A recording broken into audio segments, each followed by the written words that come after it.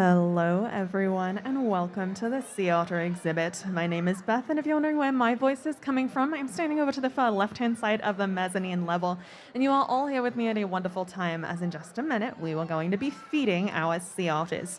Before we get started, I'd like to encourage everyone who's right up against the windows to take a small step back for me, because the monitors above the exhibit window will give you great angles inside.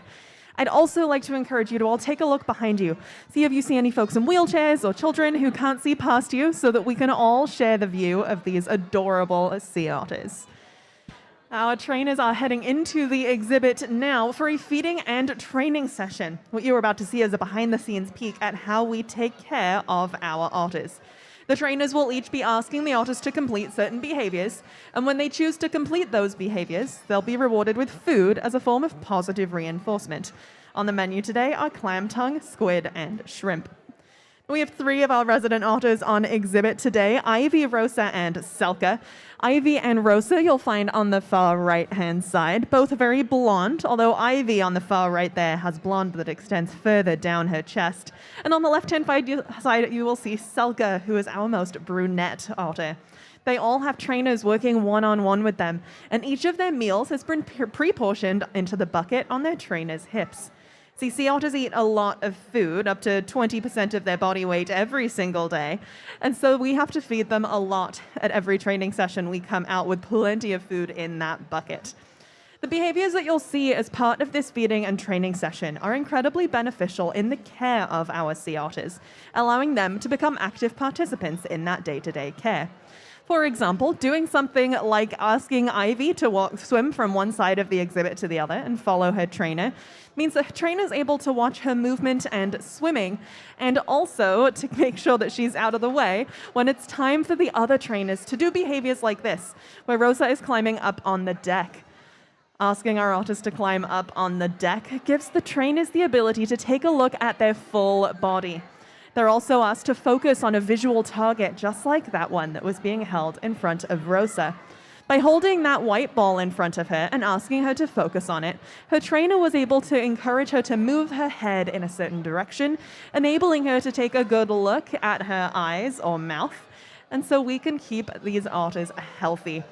And then we've got Selka here climbing up onto the deck, again following trainer's direction up to that deck and walking towards the back of the exhibit. And we do have a gate back there that can be used to take our otters behind the scenes, so encouraging our otters to follow us up to the deck and then doing things like this, asking them to stand for us so that we can see the full front of their body and check on their strength is incredibly helpful. And there we go, Selka coming back on into the water with plenty of food to positively reinforce that very good job she just did. Using positive reinforcement training enables us to encourage these otters to build their way up to behaviors that are really important for taking care of them. While it might just look like swimming around the exhibit and crawling around on the deck, it's actually really important for regular checkups on their health, which means that we don't stress them out by visits to the vet.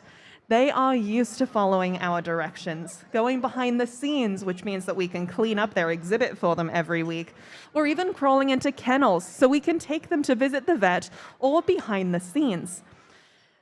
These three otters are permanent residents here because when they came into the aquarium from the wild for rehabilitation, for a combination of either medical or behavioral reasons, they were deemed non-releasable, meaning that they would not thrive on their own in the wild.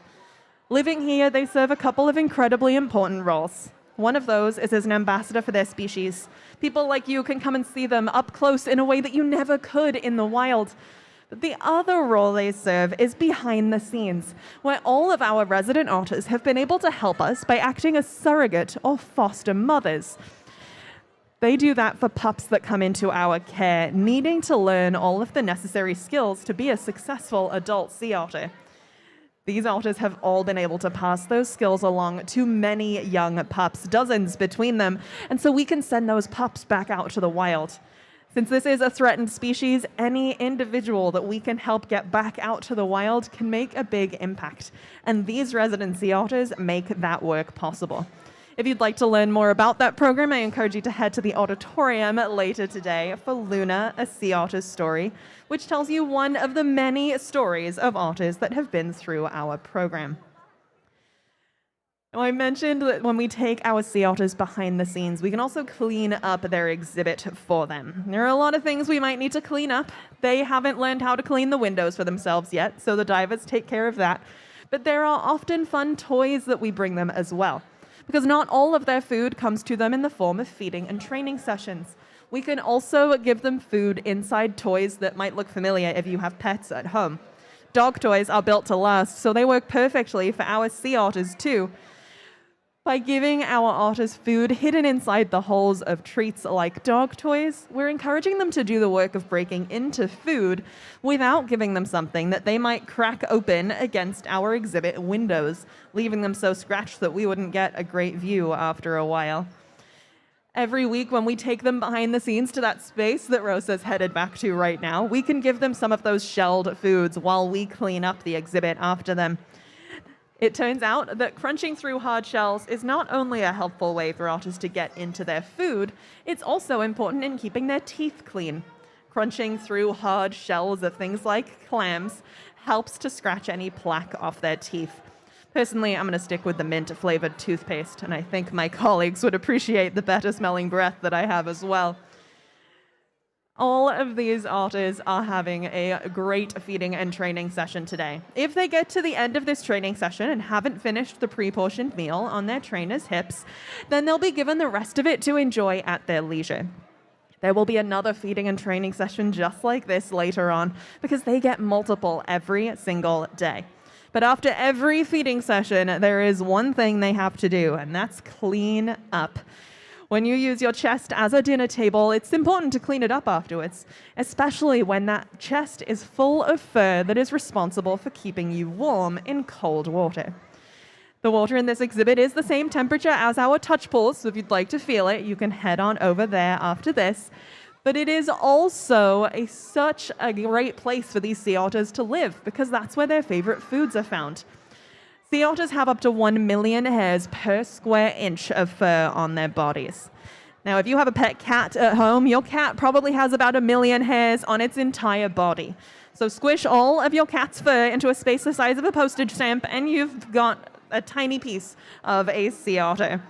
They have to groom and clean that rich fur after every single time they eat, because if they let all of that greasy food rub into that fur, it might get knots in it and let cold water in to touch their skin.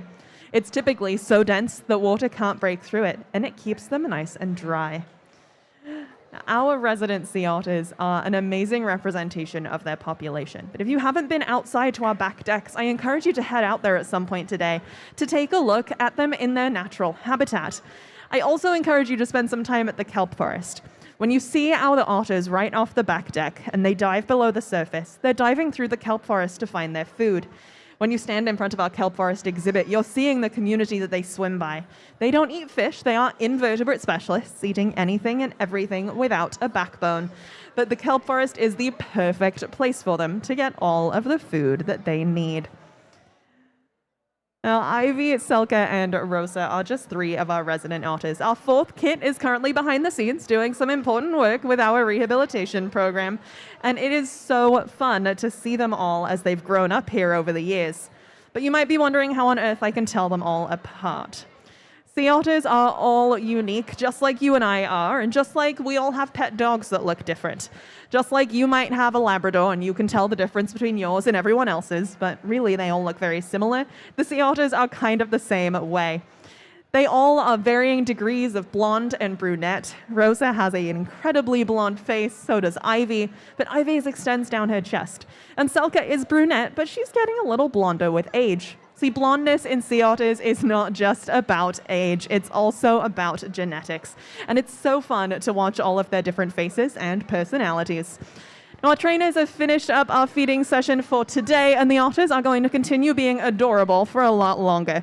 So if you're going to stick around and enjoy watching them, then have fun. If you have any questions, once again, my name is Beth over here on the left-hand side of the mezzanine level. And if you're ready to move on and keep exploring, thanks so much for joining me, and have a wonderful rest of your day at the Monterey Bay Aquarium.